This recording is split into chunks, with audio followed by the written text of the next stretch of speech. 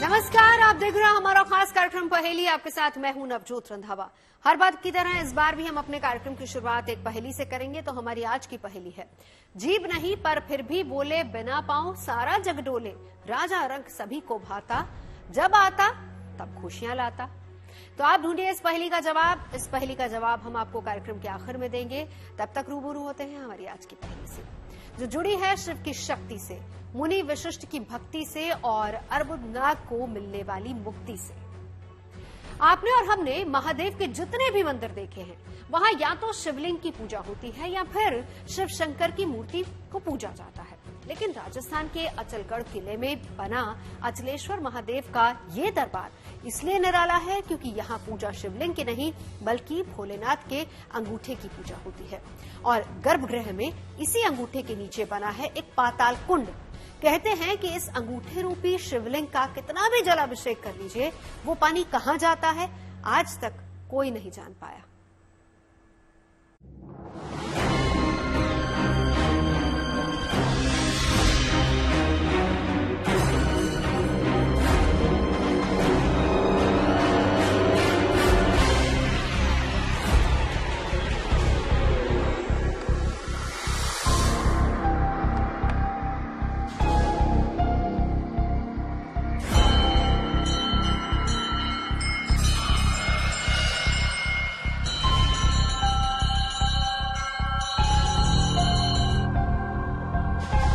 ये पहेली है आस्था, भक्ति और विश्वास की।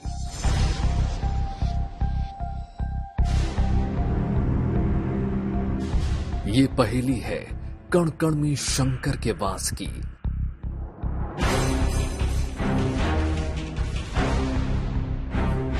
ये पहेली है बाबा विश्वनाथ की अर्धकाशी की, जहां स्थापित है शिव के 108 मंदिर।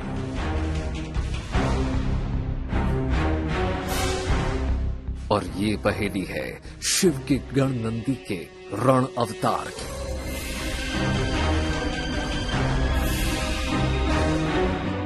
आखिर गर्भगृह की ब्रह्म खाई से निकली गोल मटोल भूरी शिला में कैसे पहेली छिपी है?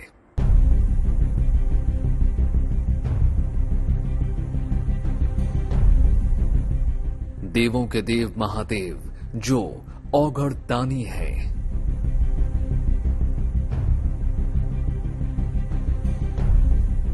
जो बेलपत्र धतूरे और जलाभिषेक से निहाल हो जाते हैं।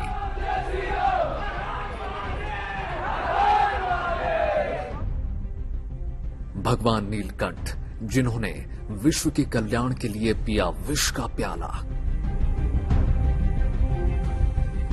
बाबा का श्रृंगार सबसे आला है, जगत से निराला है।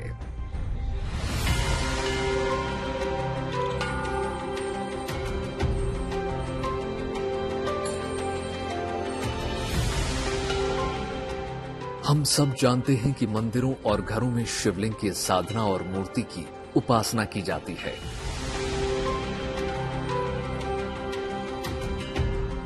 आपने शिवलिंग के कई अलौकिक स्वरूप देखे होंगे, लेकिन राजस्थान के माउंट आबू से 11 किलोमीटर दूर अचलेश्वर महादेव के मंदिर में महादेव की शिवलिंग की नहीं बल्कि बाबा के अंगूठे की पूजा की जाती है।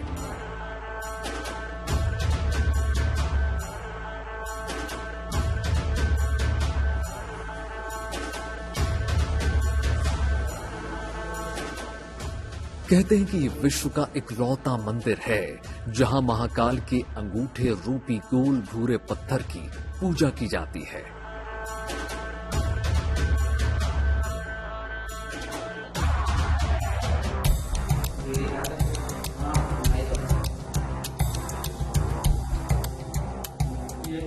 और ये गोल पत्थर गर्भगृह की एक कुंड से निकला हुआ है।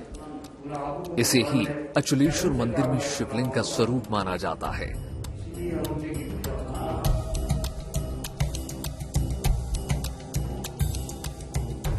कहते हैं कि गर्भगृह की जिस गोल खाई से ये पत्थर निकला है उसकी कोई था नहीं है। दावा किया जाता है कि इस ब्रह्मकुंड में आप जितना भी जल डालो वो कहां चला जाता है पता ही नहीं चलता।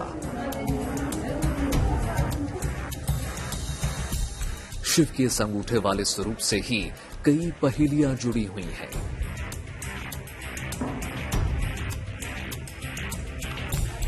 कथा कहती है कि शंभुनाथ के इस अंगूठे ने ही माउंट आबू की पूरी पहाड़ी को थाम रखा है। हम भी ब्रह्मखाई में विराजे शिव के निराली स्वरूप के दर्शन करना चाहते थे, महादेव के अंगूठे से साक्षात्कार करना चाहते थे। कहते हैं कि राजस्थान के माउंट आबू जाकर कहीं से भी ये नहीं लगता कि ये जगह रेगिस्तान वाले राजस्थान में हो सकती है।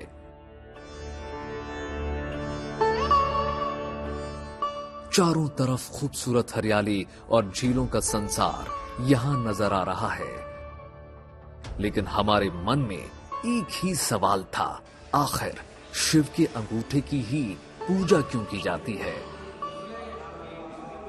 यहां महादेव इस अनोखे स्वरूप में क्यों विराजे हैं? चलिए सबसे पहले जानते हैं कि पौराणिक कथा जो अचलेश्वर महादेव की सबसे बड़ी पहेली है वो क्या है।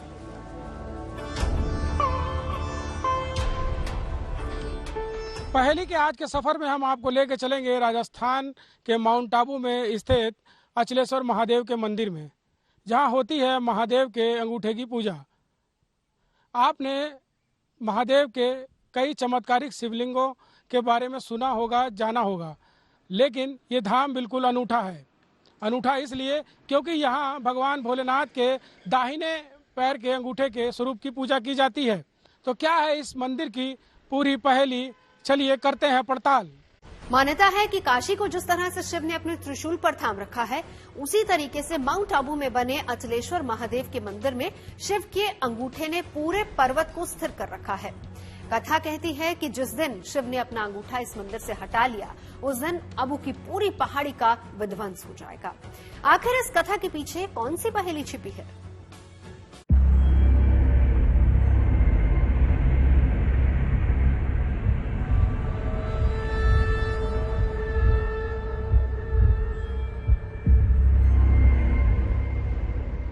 रावण, जिसे सबसे बड़ा शिव भक्त माना जाता है, लेकिन उसके अहंकार ने रावण का विनाश कर दिया।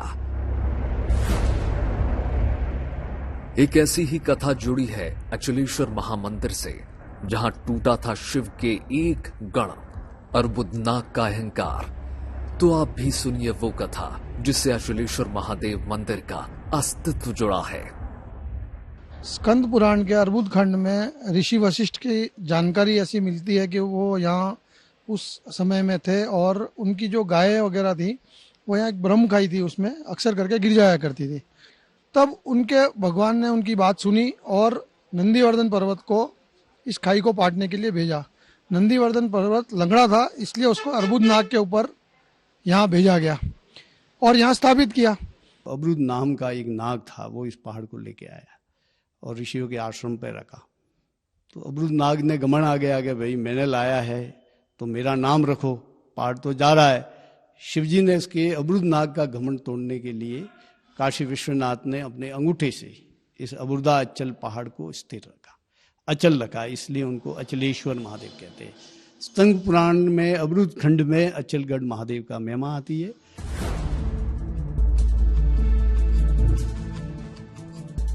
मान्यता है कि आबू पर्वत की तलहटी में मुनि विशिष्ट का आश्रम हुआ करता था।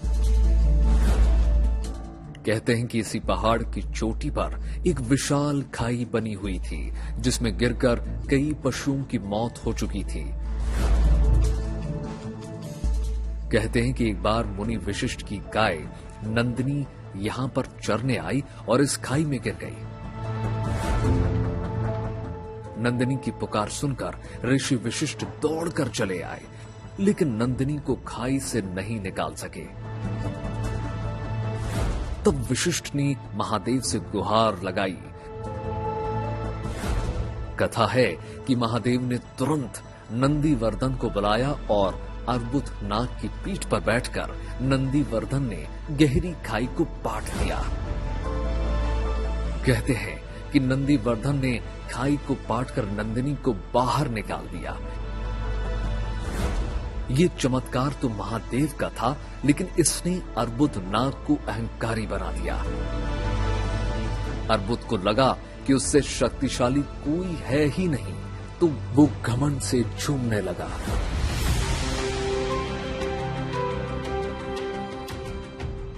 कहते हैं कि उसके झूमने से माउंट आबू की पूरी पहाड़ी हिलने लगी। पर्वत के डोलने से हर तरफ हाहाकार मच गया। कहते हैं कि तब शिव ने अपने दाएं पैर के अंगूठे से पर्वत को शांत कर दिया। इस तरह से अर्बुद नाग का अहंकार टूट गया और ये पर्वत अचल हो गया।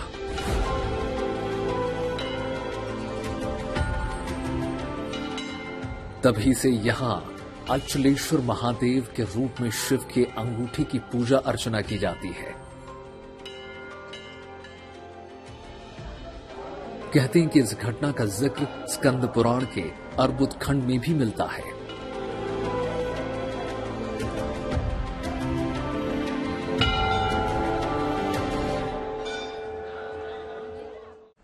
अचलगढ़ किले के सामने ही अचलेश्वर महादेव मंदिर बना हुआ है।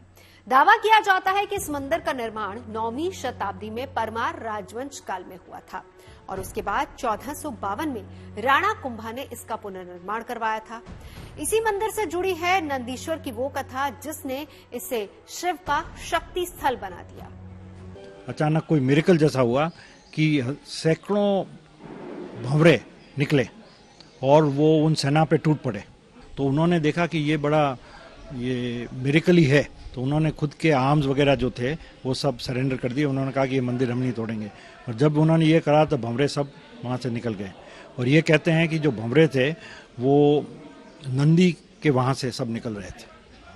और फिर ये जो वेपन्स उन्होंने सरेंडर किए थे उनको पिघाले और उनसे त्रिशूल बनाया था।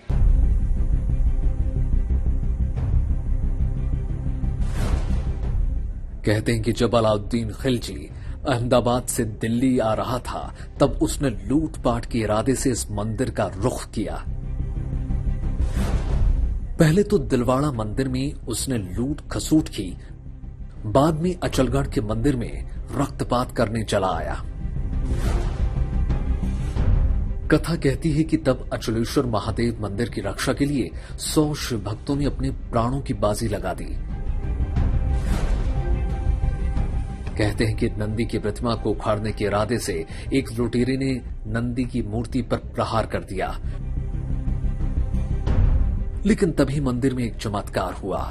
अचानक नंदी के शरीर से हजारों भंवरों ने निकलकर खिलजी की सेना पर हमला कर दिया, जिससे खिलजी की सेना में भगदड़ मच गई। इस घटना के बाद खिलजी की सेना वहां अपने अस्त्र शस्त्र छोड़कर भाग गई और मंदिर से तौबा कर लिया। कहते हैं इसके बाद वो भंवरे आबू की इसी पहाड़ी में गुम हो गए और बाद में उनके अस्त्रों को पिघलाकर ही शिव का त्रिशूल बनाया गया। जो यहाँ नंदी है शिव जी का, वो 108 मण का है, पंच धातु का है, gold, silver, lead, copper, zinc का। और ये भी लगभग उसी टाइम का है, लेकिन इसका प्रमाण नहीं है क्योंकि आप देखेंगे अगर पेडेस्टल में तो 2 टाइप के पेडेस्टल बने हुए हैं। इसका मतलब कि पहले जब 57 BC में जब बनाया था नंदी, फिर वो आक्रमणों के हिसाब से टूट गया होगा और उसके बाद में फिर ये नंदी बनाया गया है यहाँ, तो वो दूसरा पेडेस्टल है उसके ऊपर। तो बड़ा प्राचीन, ये भी बड़ा प्राचीन है, कम से कम 800 साल से ज्यादा तो पुराना है ही। नंदी प्रतिमा के साथ ही 16वीं सदी के चारण कवि और योद्धा दुर्साजी अरहा की पीतल की मूर्ति है। शिलालेख बताते हैं कि ये मूर्ति 1629 ईस्वी की है। मंदिर से कई अजूबे जुड़े हुए हैं। यहाँ स्फटिक और चमकीले पत्थरों की प्रतिमाएं बनी हैं, जो कुदरती प्रकाश में तो साधारण दिखती है, लेकिन उनके ऊपर जब सामने से रोशनी डाली जाती है तो वो क्रिस्टल की तरह चमक उठती है।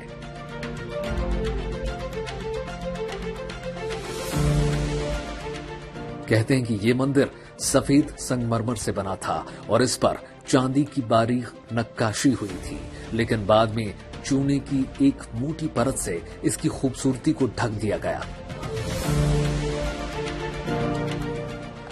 लेकिन छिपाने पर भी मंदिर की खूबसूरती छिप ना सकी।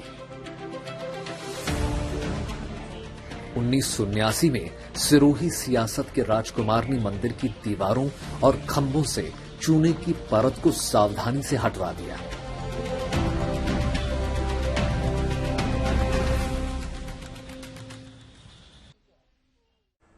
कहते हैं गहरे गड्ढे का आकार लिए गर्भलिंग में ही महादेव का अंगूठा स्थापित है।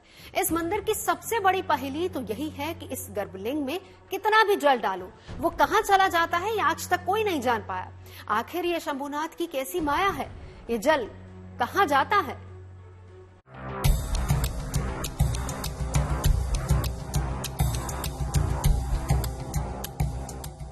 जिस मंदिर से जुड़ी है बाबा विश्वनाथ की शक्ति,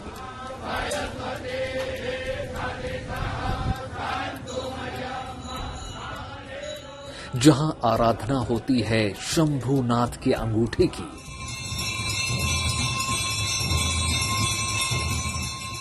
और ये अंगूठा निकला है गर्भगृह में बने एक ब्रह्म कुंड से। कहते हैं कि ये अतल कुंड पाताल लोक तक जाता है। इस ब्रह्म खाई को अग्नि कुंड भी कहा जाता है, जिसमें जितना भी पानी डालो वो न जाने कहां अदृश्य हो जाता है, ये कोई नहीं जानता। आखिर ये शंभुनाथ की कैसी माया है जिसमें अथाह पानी समा जाता है? ये गड्ढा वही था जो पहले आदिकाल में ब्रह्म खाई थी, उनका आकार है। कहा यह जाता है कि इसमें कितना ही पानी, इसमें करोड़ों घड़े पानी डालो, कहाँ जाता है आज तक किसी को पता नहीं। ब्रह्मखाई में मंदिर के अंदर गर्भगृह में शिवलिंग पाताल खंड के रूप में दिखता होता है। वहीं इसके ऊपर एक तरफ पैर के अंगूठे का निशान उभरा हुआ है, जिन्हें स्वयंभू शिवलिंग के स्वरूप में पूजा जाता है। ये मंदिर की स्थापना जब हुई, जब 57 BC में हुई है, और ये बिल्कुल प्राकृतिक है, और इसकी जो बाण है वो नेचुरल स्टोन से कार्व किया हुआ है, और इसके अंदर एक डेप्थ है जो हम मानते हैं कि धरती के पाताल तक जाता है। और ये मात्र एक शिव मंदिर है पूरे हिंदुस्तान में जहाँ शिव के अंगूठे की पूजा की जाती है, न कि शिव के लिंग की।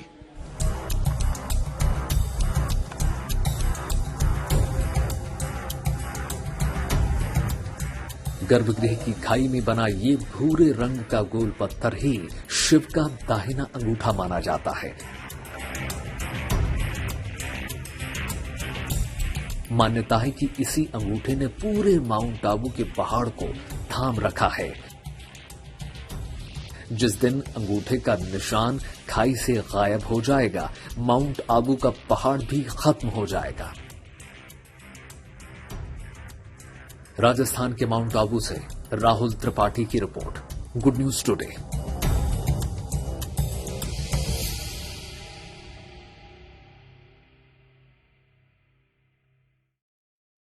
आस्था कहती है कि शिव का ये अद्भुत आकार ही सदियों से भक्तों का कल्याण कर रहा है। तो थी ना ये दिलचस्प पहेली। हमने अपने कार्यक्रम की शुरुआत में आपसे एक पहेली पूछी थी, उम्मीद है कि आपने उसका जवाब ढूंढ ही लिया होगा। तो हमारी पहेली थी, जीभ नहीं पर फिर भी बोले, बिना पांव सारा जग डोले, राजा रंग सभी को भाता, जब आता तब खुशियां लाता। तो इसका सही जवाब है रुपया। तो आज की इस पहेली में बस इतना ही। अच्छी और सच्ची खबरों के लिए आप देखते हैं गुड न्यूज टुडे।